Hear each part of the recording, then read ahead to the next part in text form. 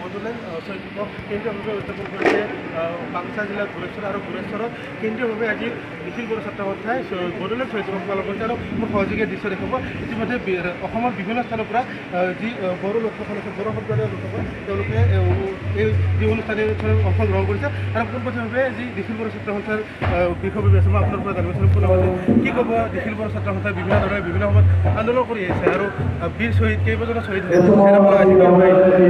32 সংখ্যক আমি শ্বহীদ দিৱস বড়োলেণ্ড শ্বহীদ দিৱস গড়েশ্বৰত পালন কৰিছোঁ আৰু প্ৰথমতে আমাৰ শ্বহীদ সুজিত নাৰ্জাৰীক আমি শ্ৰদ্ধা জনাইছোঁ আৰু ইয়াৰ লগতে বডৌফা উপেন্দ্ৰনাথ ব্ৰহ্মক আজিৰ দিনত আমি স্মৰণ কৰিছোঁ। ইয়াৰ লগতে আৰম্ভণিৰ পৰা এতিয়ালৈকে যিখিনি শ্বহীদ হ'ল, 5000তকৈ অধিক বড়ো লোক শ্বহীদ হ'ব লগা হ'ল, এই সকলোকো আমি স্মৰণ কৰিছোঁ, আজি শ্ৰদ্ধা জনাইছোঁ আৰু তেখেতসকলৰ স্বৰ্গীয় আত্মা সদায় স্বৰ্গত যাতে শান্তিৰে থাকিব পাৰে এইকাৰণে ভগৱানৰ ওচৰত প্ৰাৰ্থনা কৰিছোঁ।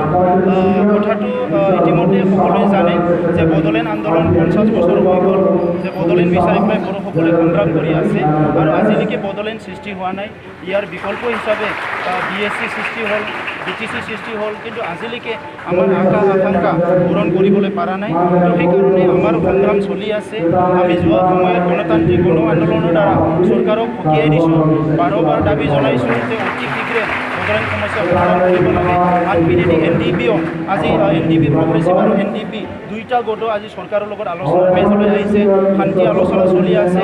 এই আটাই কথা লৈ পেলাই আজি 5000 অধিক মানে শ্বহীদ হোৱা, 20000তকৈ অধিক জেলত যাব লগা হোৱা, এই আটাই কথাটো লৈ পেলাই আমি চৰকাৰক কৈছোঁ যে বড়োসকলৰ অস্তিত্ব ৰক্ষাৰ কাৰণে, বড়োসকলৰ পৰিচয় আৰু ভূমিৰ ৰক্ষণাবেক্ষণৰ কাৰণে যে আমি বড়োসকলে যি ব্যৱস্থা বিচাৰিছোঁ, এই ব্যৱস্থাটো অতি শীঘ্ৰে চৰকাৰে সৃষ্টি কৰি দিব লাগে। বড়োসকলে কোনোবা জাতিৰ এগেইনষ্টত, কোনোবা ধৰ্মৰ এগেইনষ্টত আমি সংগ্ৰাম কৰা নাই।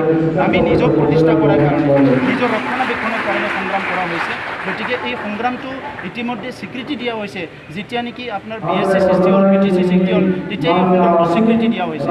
গতিকে ভাৰতৰ সংবিধানৰ গণ্ডিৰ ভিতৰতে আমি কৈছোঁ যে আৰ্টিকেল 2 আৰু 3 ইয়াৰ মাজেৰে অতি শীঘ্ৰে বড়োলেণ্ড সৃষ্টি কৰিব লাগে আৰু ভূমিপুত্ৰ বড়োসকলক, খিলঞ্জীয়া বড়োসকলৰ যিটো অস্তিত্ব ৰক্ষাৰ কথাটো সুনিশ্চিত কৰিব লাগে, সেইটোৱে আমাৰ চৰকাৰৰ ওচৰত দাবী। মই এটা প্ৰশ্ন কৰিম আপোনাক, মই জানিব বিচাৰিম আপোনালোকে ধাৰাবাহিকভাৱে যি বড়োলেণ্ডৰ কাৰণে আন্দোলন কৰি আহিছে, ইতিমধ্যে BTCত এখন পৰিষদীয় চৰকাৰ আছে, পৰিষদীয় চৰকাৰে আপোনালোকক হুংকাৰ দি আহিছে। এগৰাকী সাংসদ হীৰাখৰণে আপোনালোকক হুংকাৰ দিছে, আপোনালোক কোনো পধ্যে বড়োলেণ্ড দিয়া বুলি হুংকাৰ দিছে। তেনেকুৱা ক্ষেত্ৰত আপোনালোকে ধাৰাবাহিকভাৱে আন্দোলন কৰিছে, এই ক্ষেত্ৰত কি ক'ব? চাওক, এই হুংকাৰটো অকল কোনোবা চৰকাৰৰ কাউন্সিলৰ মানুহে দিছে, হীৰাখৰণীয়ে দিছে নহয়।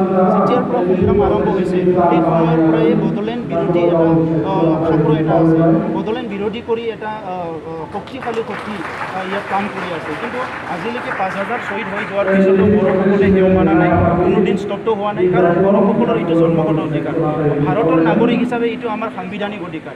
আৰু পৃথিৱীৰ অইন জনগোষ্ঠীয়ে যেনেকৈ নিজৰ অস্তিত্ব পৰিচয় লৈ জীয়াই থাকিব বিচাৰে, আমিও সেইটোৱে বিচাৰিছোঁ। ইয়াত বেলেগ একো বিচৰা নাই। গতিকে ইয়াত হীৰাখৰণীয়াৰ দৰে কোনোবা মানুহে ক'লে, কোনোবা কাউন্সিলৰ নেতা এজনে ক'লে, এই ইমান এটা মহান উদ্দেশ্যৰ পৰা আমি বিচলিত হ'ব নোৱাৰোঁ। আৰু ইতিমধ্যে এইটো বহুত আগবাঢ়ি গৈছে। ভাৰত চৰকাৰে এটা পলিচি ল'ব লাগে আৰু পলিচি ল'লে অতি শীঘ্ৰে মানে বড়োলেণ্ড সমস্যা সমাধান কৰিব লাগে, এইটোৱে আমি বিচাৰোঁ। আমি দেখিবলৈ পাইছোঁ হীৰাখৰণীয়াই কেইদিনমান আগৰ পৰা কৈছে এইবাৰ বোলে বড়োলেণ্ড খানা বনাব, কিবা খানা বনাব। তেখেতে অলৰেডি আলফাৰ পৰা পলায়ন কৰি আহিছিল। তেখেতে সংগ্ৰাম কৰিলে অসমীয়া জাতি অস্তিত্ব ৰক্ষাৰ কাৰণে সংগ্ৰাম কৰাৰ যদি এজন ব্যক্তি হয়, আলফাৰ তাকে সংগ্ৰাম কৰিলে অলৰেডি পলায়ন কৰি আহি পেলাই আজি ইয়াত মানে বনাবৰো ৰাইজক বিভিন্ন প্ৰলোভন দি পেলাই তেখেতে একত্ৰিত কৰি পেলাই ৰাজনীতি কৰিবলৈ আহিছে। কিন্তু সেই জনগোষ্ঠীবিলাকৰ কাৰণে একো কিঞ্চিত একো কৰি দিব পৰা নাই আৰু ভৱিষ্যত ইতিমধ্যে